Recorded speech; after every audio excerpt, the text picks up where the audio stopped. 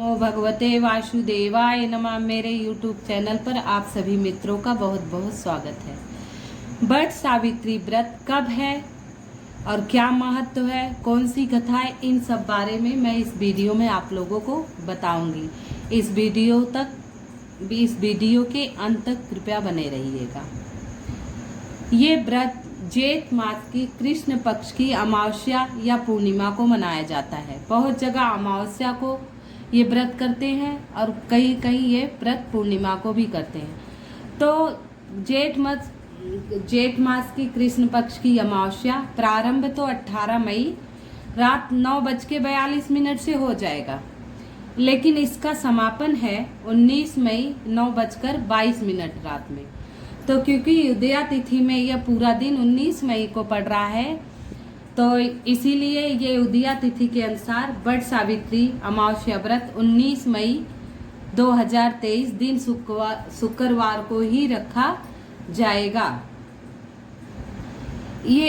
इस व्रत में पूजन सामग्री है बांस का पंखा, खरबूज लाल, कलावा, कच्चा सूत, मिट्टी का दीपक, घी, धूप, अगरबत्ती, फूल, रोली, 14 गेहूं के आटे से बनी हुई पूड़ियाँ, 14 गेहूं के आटे से बने हुए गुलगुले, 16 श्रृंगार की चीज़ें, पान, सुपारी, नारियल, थोड़े से भीगे हुए चने, जल का लोटा, बरगद की कोपल, फल, कपड़ा 1.25 मीटर, स्टील की थाली, मिठाई, चावल, हल्दी के पेस्ट में हल्दी का पेस्ट थोड़ा सा पानी मिलाकर थापा मारने के लिए बरगद के पेड़ पर वो हल्दी थाली में घोलकर और ये पंजे उसमें डुबोकर बरगद के पेड़ पर थापा मारा जाता है। गाय का गोबर। वट सावित्री व्रत का महत्व। वट वृक्ष की पूजा। वट यानी बरगद का पेड़। वट वृक्ष की पूजा का विशेष महत्व है। धार्मिक मान्यताओं के अनुसार वट वृक्ष में ब्रह्मा, विष्णु व महेश तीनों देवताओं का वास होता है। इसीलिए वट वृक्ष के नीचे बैठकर पूजन और व्रत कथा सुनने से सभी मनोकामनाएं पूर्ण होती हैं। वट वृक्ष को ज्ञान, निर्वाण व दीर्घ आयु का पूरक माना जाता है।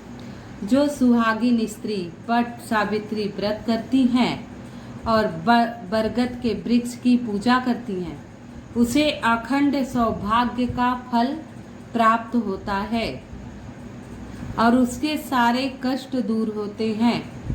वट सावित्री का व्रत रखने से पति पत्नी के बीच आपसी प्रेम बढ़ता है और वैवाहिक जीवन में मधुरता आती है। अब मैं आपको वट सावित्री की व्रत कथा सुनाऊंगी। जेठ मास की अमावस्या तिथि के दिन वट सावित्री का व्रत रखा जाता है। जैसे कि मैंने कहा, कई प्रदेशों राज्यों में पूर्णिमा के दिन भी ये व्रत रखा जाता है। वट सावित्री का व्रत रखा जाता है। इस दिन सुहागिन महिलाएं अपने पति की दीर्घायु और सौभाग्य के लिए वट सावित्री का व्रत करती हैं। मानता है कि जेठ अमावस्या के दिन सावित्री ने यमराज से अपने पति सत्यवान के प्राण बचाए थे। क्योंकि सावित्री बहुत ही सुंदर और गुणी कन्या थी, उनके पिता उनके लिए सुयोग्य वर नहीं ढूंढ पाए, तो अपनी पुत्री से कहा, हे पुत्री सावित्री, आप स्वयं अपने लिए वर ढूंढो। सावित्री तपोवन में भटकती रही तो उन्हें सत्यवान दिखाई दिए। वो सत्यवान को मन ही मन अपना पति मान ली और सत्यवान से विवाह करने का निश्चय किया। नारद मुनि ने सावित्री को बहुत समझाया कि हे पुत्री, या युवक अल्पवायु है, इससे विवाह मत करो। सावित्री ने कहा, नहीं, मैं मन ही मन इसे वरण कर ली हूँ अपने पति के रूप में, इसीलिए मैं इनसे अपना विवाह जरूर करूँगी। और सावित्री ने नारद मुनि की बात नहीं मानी और विवाह कर लिया। धीरे धीरे सत्यवान के अल्प आयु के कारण उनके मृत्यु का समय आ गया। और मृत्यु का समय था, जेठ की अमावस्या के दिन यमराज आए और सत्यवान के प्राण लिए जा रहे थे।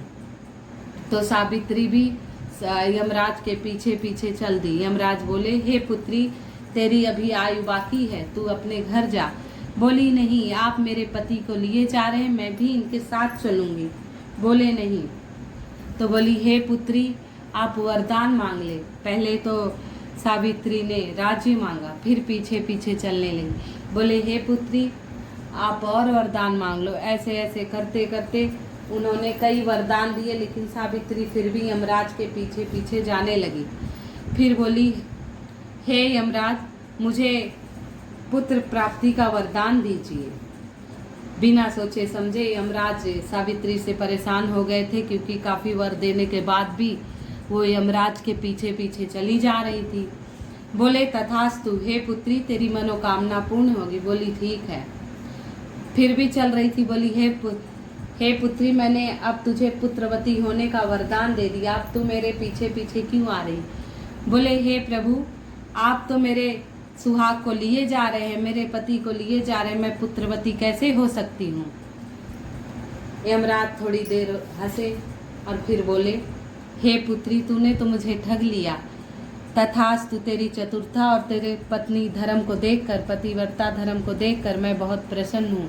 जा, तेरे पति की 100 वर्ष की आयु होगी, बहुत लंबी आयु होगी। तो इसी तरह सावित्री ने अमावस्या के दिन ही यमराज से अपने पति सत्यवान के प्राण बचाए थे।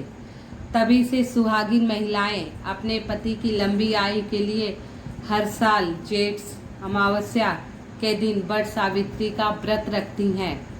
इस दिन महिलाएं बरगद के पेड़ की पूजा करती हैं और उनकी परिक्रमा करती हैं। कच्चे सूत को 9 बार लपेट कर उनकी परिक्रमा करती हैं और हल्दी से 7 बार थापा मारती हैं और बरगद का जो फल रहता है उसको छील के अंदर से उससे ही व्रत तोड़ती हैं। वही कहानी सुनकर व्रत के चारों ओर कलावा बांधती। आइए जानते हैं अब इस व्रत की विधि और महत्व के बारे में मैंने आपको बता दिया। अब कुछ छोटे छोटे उपाय बरगद से जुड़े हुए मैं बताऊंगी।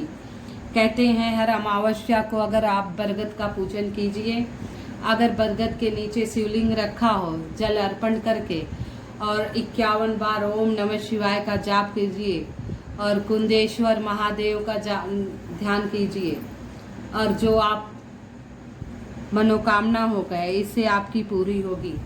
कहते हैं जिसे संतान नहीं हो वो अमावस्या के दिन बरगद में जल छोड़े और 9 परिक्रमा करे, जल छोड़कर 9 परिक्रमा करे। थोड़ी देर वहाँ अपना जिस भी मंत्र का जाप करना हो जाप करके और आंचल फैला कर कहें, हे प्रभु, मेरी सुने आंचल को भर दो, मेरे पति का वंश आगे बढ़ाने वाला वंशज हमें दे दो और मुझे पुत्र रत्न की प्राप्ति हो। ऐसे बार बार कहकर अर्जी लगाएं तो अवश्य पूरी होगी।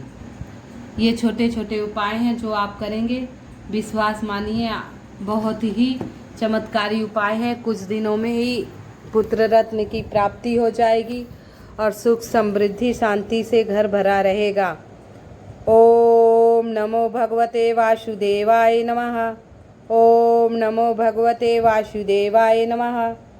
ओम नमो भगवते वासुदेवाय नमः। ओम नमो भगवते वासुदेवाय नमः। ओम नमो भगवते वासुदेवाय नमः। ओम नमो भगवते वासुदेवाय नमः। ओम नमो भगवते वासुदेवाय नमः। ओम नमो भगवते वासुदेवाय नमः।